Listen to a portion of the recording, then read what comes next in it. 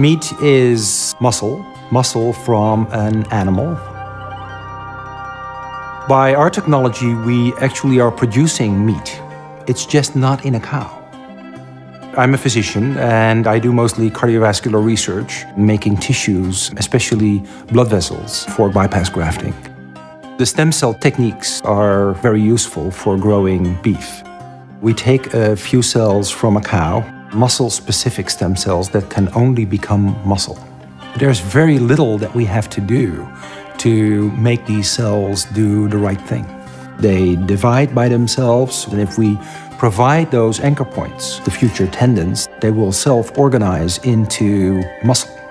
So a few cells that we take from this cow can turn into 10 tons of meat. Grown by Professor Mark Post, meat in the laboratory was publicly cooked and tasted by the leading Austrian food industry expert Hanni Rutzner. According to its taste characteristics, it is not different from the beef of the traditional animal husbandry.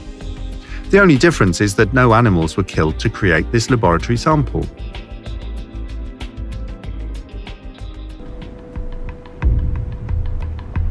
The more a country develops, the more meat its inhabitants consume. How can growing worldwide demand be satisfied without recourse to concentration camp-style cattle farms? Faster and faster, like the life cycle of livestock which may never see a meadow, manufacturing meat faster than the animal has become a daily routine. In these vast food lots trampled by millions of cattle, not a blade of grass grows.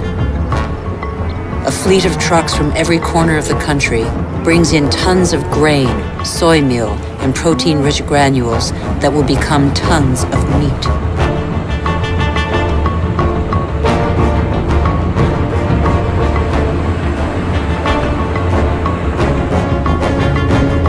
The result is that it takes 100 liters of water to produce 1 kilogram of potatoes, 4,000 liters for 1 kilo of rice, and 13,000 liters for 1 kilo of beef, not to mention the oil guzzled in the production process and transport.